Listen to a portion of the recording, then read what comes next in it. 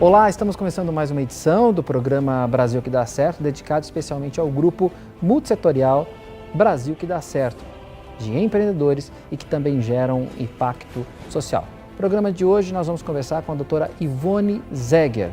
Já voltamos com o Brasil que dá certo.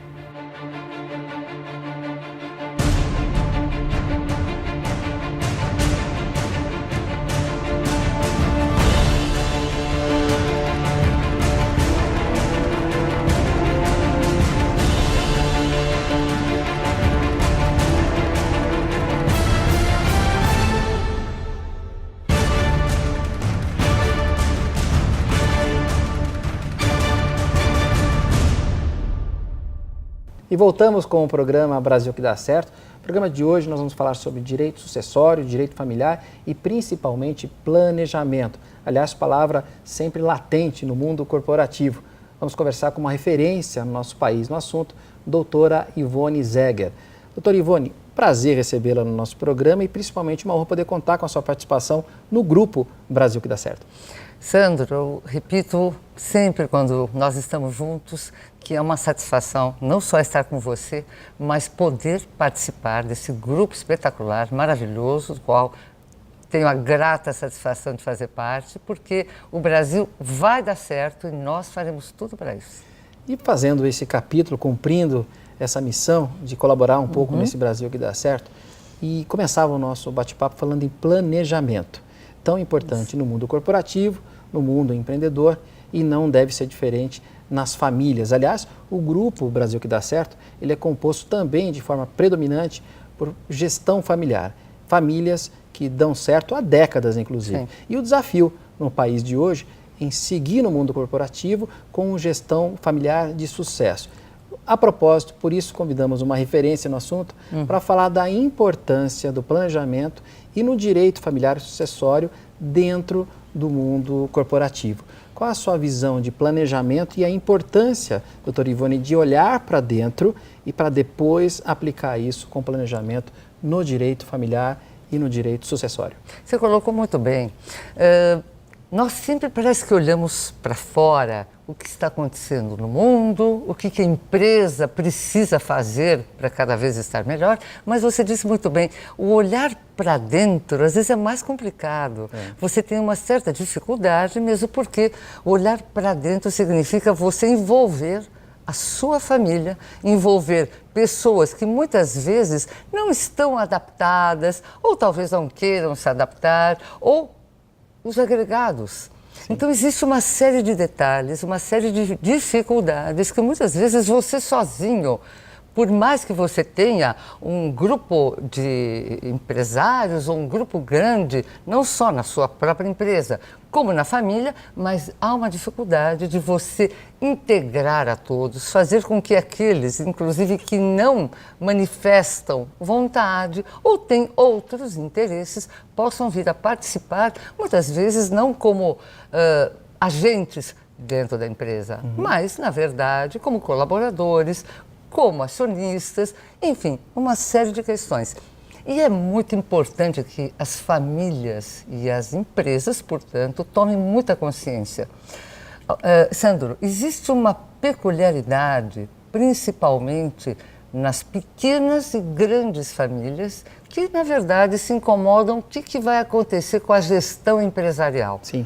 E a gestão empresarial, ela não está só ligada àquele que nós chamamos o autor da herança, aquele que fundou a empresa, que tem nos seus filhos colaboradores, muitas vezes não. Mas ele terá, provavelmente, os genros, noras, netos. Como é que você faz toda essa gestão? Então você tem a necessidade de ter, antes de mais nada, uma direção, um planejamento, porque nós dizemos, inclusive no escritório, nós fazemos muito isso, eu acho engraçado, as pessoas ficam às vezes até assustadas. Eu digo, bom, nós precisamos determinar que para a gestão da sua empresa, quando eu falo sua, Sim. não me limito a uma, mas como se fosse já uma holding, não importa, mas você precisa ter já noção se o seu filho está casado, sua filha, se eles estão numa união estável, e o seu neto, com que idade ele poderá adentrar na empresa? O que ele poderá fazer? Esse é o primeiro olhar, esse é o primeiro movimento. Mas esse é o primeiro movimento. Agora, você imagina que muitas vezes nós precisamos fazer alterações, por exemplo, no tipo de regime de bens que o seu filho tem. Sim. Ele se casou com comunhão parcial de bens, mas você pode ter um problema com este regime caso o seu filho assuma. Se você tiver um neto que pretende ingressar na empresa, mas na verdade ele não está muito interessado, você deve determinar a faixa etária, determine que tipo, não que tipo de curso, mas até que estágio, que universidade ele pode vir a cursar, enfim. Você tem condições de fazer uma série de alterações ou mexer, ou fazer a ponto de você, que é verdadeiramente aquele que construiu, você pode determinar. E de que forma a gente pode fazer isso? Essa é uma próxima pergunta. Existem uma série de possibilidades. Você pode, por exemplo, fazer em vida, você pode fazer doações. Sim. Você pode fazer doações com usufruto para você ou determinar usufruto para terceiros. Você pode se utilizar de testamento. O testamento é extremamente importante. Entretanto, você tem que fazer um mix entre certas questões jurídicas, a ponto de que se você exerce uma série de... determina uma série de detalhes num testamento, sim, você tem que ter consciência de que você só deve e pode determinar pelo menos 50% daquilo que você tem, caso você tenha herdeiros necessários. Quem são os herdeiros necessários, obrigatórios? São os filhos, em concorrência com o cônjuge e atualmente também em concorrência com o companheiro ou companheira. Sim. Na falta deles, os netos, inclusive, filhos, na falta deles, os netos. Se não há essa classe de herdeiros, você passa para a próxima, que são os pais, ou avós, ou até bisavós, Entendo. mas sempre em concorrência com o cônjuge. Então, como hoje, o STF, inclusive, já há quase 2 anos, ele provocou uma modificação aonde a união estável, ela se equipara ao casamento, principalmente no falecimento. Então, isso causa aqueles que detêm uma empresa, um conglomerado, o que quer que seja, causa e provoca uma série de questões que, se não forem determinadas lá atrás, você vai ter dificuldades logo na frente.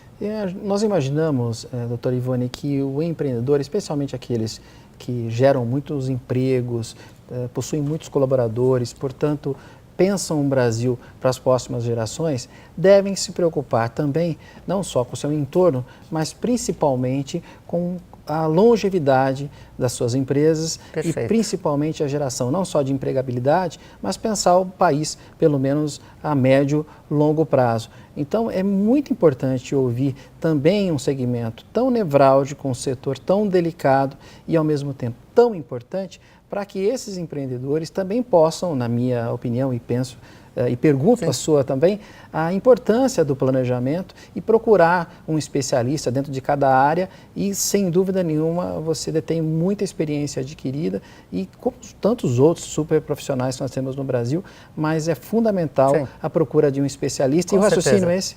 O raciocínio é esse e eu sempre digo que você precisa ter a confiança no profissional que vai te auxiliar, porque desta confiança depende uma série de questões que você terá resolvida, ou não.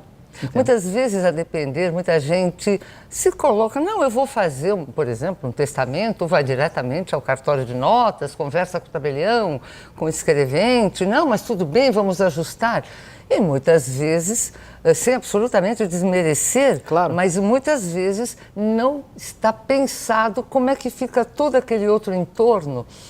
Principalmente quando você faz doações em vida, tem que tomar um cuidado. Se houver o falecimento desse autor da herança e a depender do número de doações que ele fez, tudo isso vai ter que voltar para o inventário, vai ter que ser feita uma colação. Ele fez em doações, por exemplo, em vida, muito mais do que poderia, porque os outros herdeiros ficaram com menos. Enfim, tem que se tomar muito cuidado, a ponto até de que se você fizer bem feito, você não precisa nem abrir um inventário.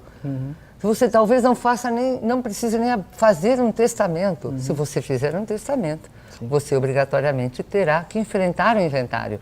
Então você tem que ter instrumentos, e hoje os profissionais da área, e com certeza você tem que ter o profissional da área da sua confiança, para que você possa entregar, informar a totalidade da problemática, que não que seja um problema, mas a futura problemática da que complexidade. esse profissional, exatamente, poderá enxergar alguma coisa que você, muitas vezes inocentemente ou com toda boa vontade, você não consegue dar conta. Olha, o nosso país é muito rico, principalmente rico em conteúdo e gente qualificada, né? Em todos os segmentos.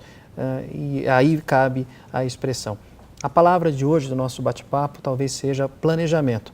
O mundo empreendedor não é possível ser construído sem planejamento. E a palavra de ordem para o nosso encontro de hoje talvez seja essa: planejamento para a vida. Quero mais uma vez agradecer muito a sua participação, uma honra, repito, da sua participação no nosso programa, por integrar o nosso grupo O Brasil que Dá Certo. O tema é fascinante, nós vamos ter muita oportunidade para falar, evidentemente, sobre isso, mas mais uma vez agradecer a sua participação no programa Brasil que Dá Certo. Eu agradeço a você, Sandra, agradeço a vocês que nos ouvem, porque estas informações são peculiares, importantes, e a gente não pode abrir mão de informação. É isso aí, doutora Ivone Zegger, prazer, viu, recebê-la no nosso programa. Muito obrigada. E fica por aqui a nossa edição especial do programa Brasil que Dá Certo, dedicado ao grupo multissetorial de líderes empreendedores e que também geram impacto social, referências no seu segmento em todo o Brasil. No programa de hoje nós conversamos com a doutora Ivone Zegger.